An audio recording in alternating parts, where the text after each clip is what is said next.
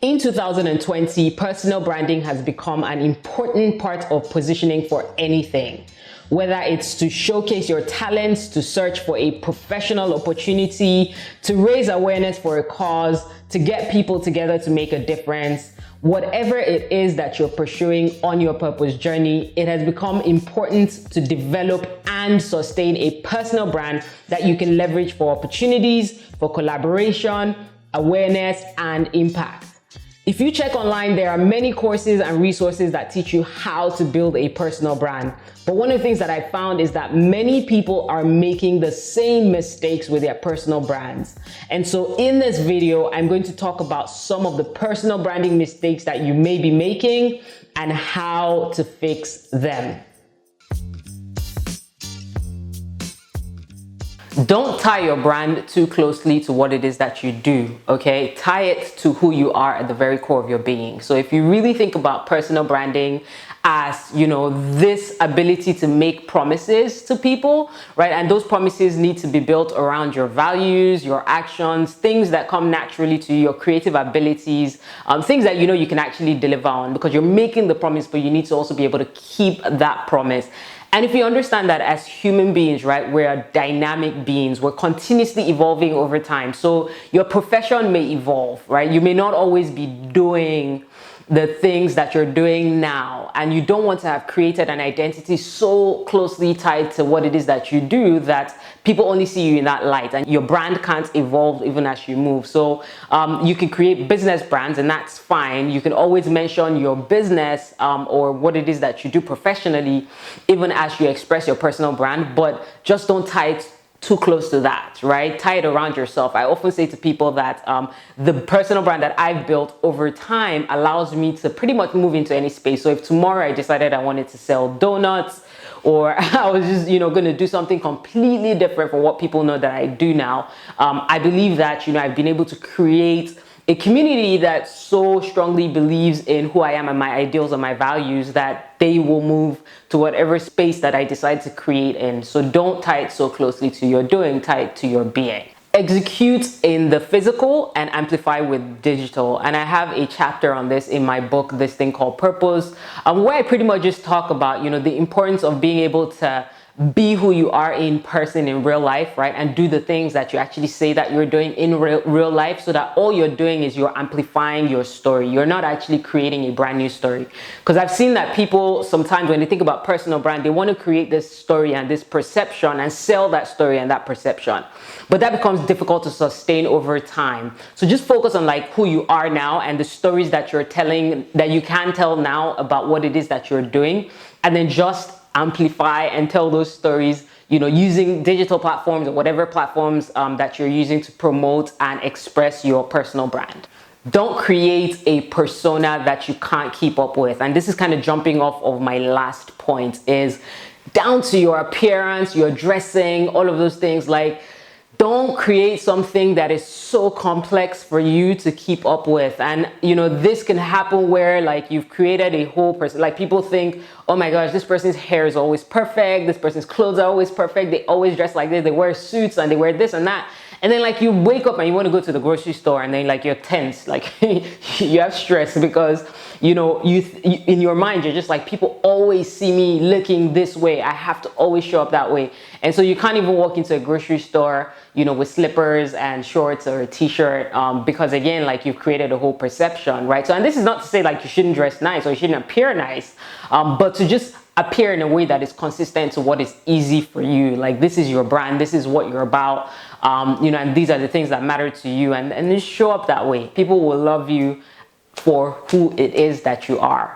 Don't try to be on all media platforms. So when you're starting off your personal brand, and well, you know what? I actually don't even like to use personal brand as a thing, because I believe again, it's our promise, right? But when you're projecting your personal brand, let me put it that way, and you're trying to express on digital platforms, for instance, what will happen a lot of times is people will tell you, be on all the media platforms, it's better. And some thought leaders also say this, right? That you shouldn't build, your personal brand on one platform, because that platform can crash, and you should be across all platforms. But I find that, you know, you can really go and spread yourself too thin, especially if you don't have a team at the very beginning of your journey. You're trying to keep up with every single platform, and sometimes those platforms may not even like pay you, in the sense that, you know, depending on the type of content that you create, they may not be necessary for you. So like when I started off, for instance, I wasn't really on Twitter. Like I wasn't using Twitter, and it doesn't mean that I wouldn't use it now. I mean, I want to start using it, but I just didn't. I found that like my content was getting lost, right, in that whole space. So because a lot of my content required people to focus, you know, and to really engage with the content that I was creating, I found that, you know, Twitter was just too busy for my type of content, so I didn't go there, right? And of course, you can repurpose for multiple media platforms, but don't try to be on all at the same time. Start somewhere, build on that particular place, and then you can start to expand across the different media platforms.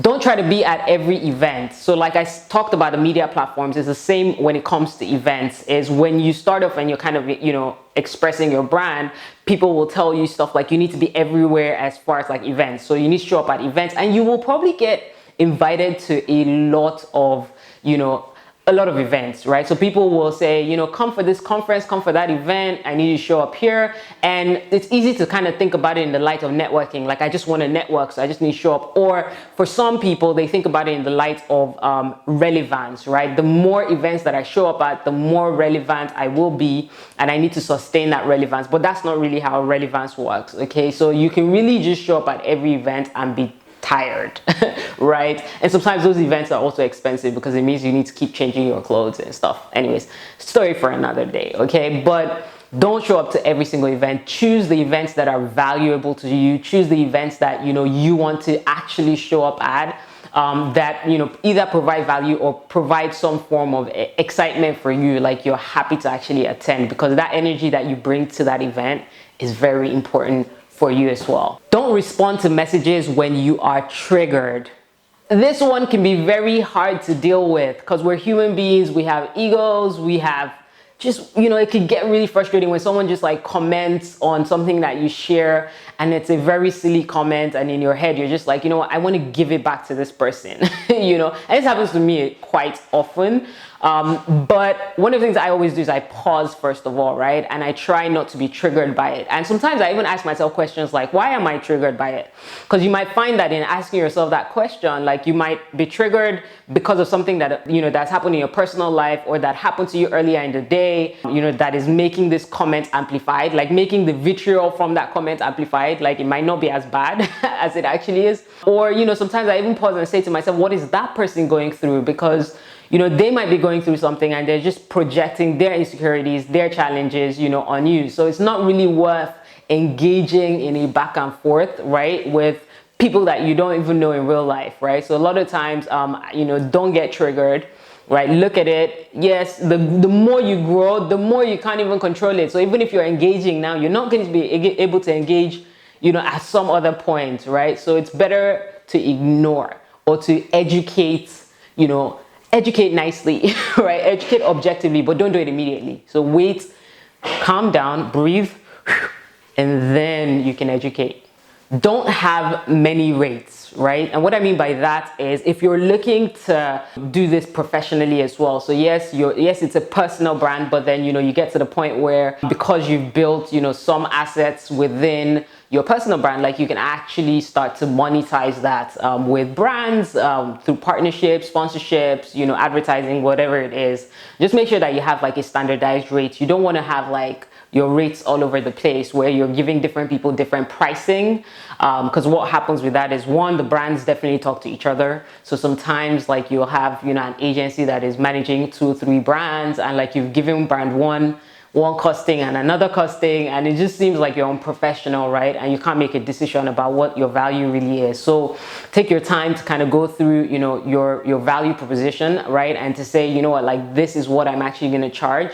And this way it also helps even with your teams, right? Is that you can explain what your standard rates are, and anybody can respond to an inquiry without you being, you know, present to actually have to respond to every single thing, right? So standardize as much as possible. Don't share or promote brands that are not in alignment with your values.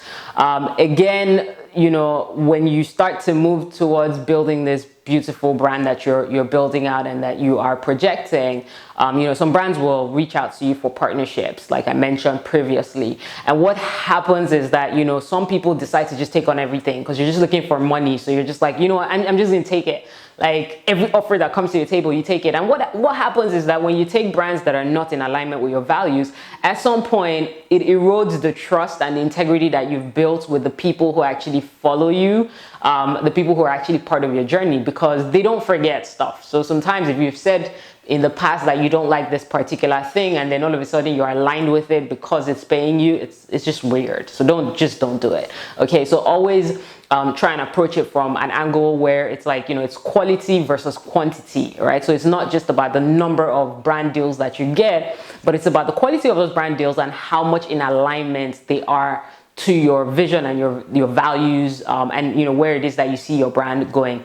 The more organic it is, the more natural it is, the more believable it is, and the easier it is for you to actually execute and feel confident and comfortable creating content for that brand. Don't take your community for granted, okay? So especially if you've been doing this for a while, like you've been building your community out, for a while, what can happen is that, sometimes you forget your day ones. The guys, that always used to engage with that have always engaged with your brand, online and offline, right? And it's important.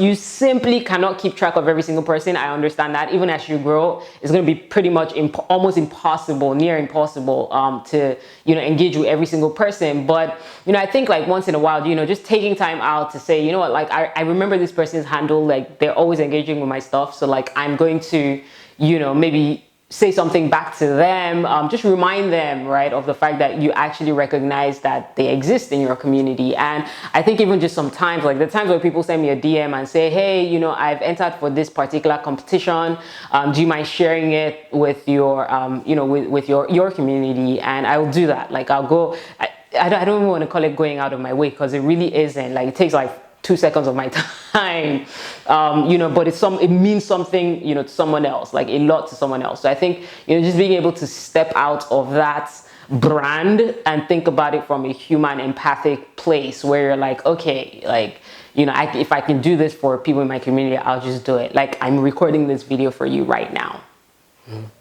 My final tip for you is to not lose yourself in the building of this brand, right? So don't lose yourself in the process of building this brand. Remember what I said at the very beginning, that this is about who you are and not really what you do. And you don't want to like create a perception or project something that you're not about.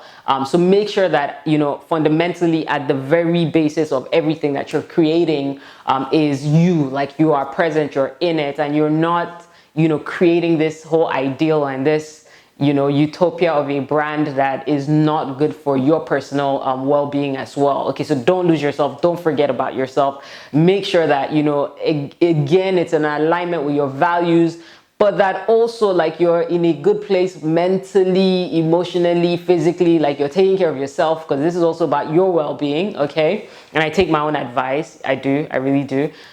Maybe not like on 100%, but I take like 80% of my advice. Anyways, so don't lose yourself in the process. All right, so if you enjoyed this video, I hope it has helped you just learn about personal branding and your journey, through creating a personal brand that is sustainable, because this is about sustainability. So if you enjoyed this video, please share it with someone else.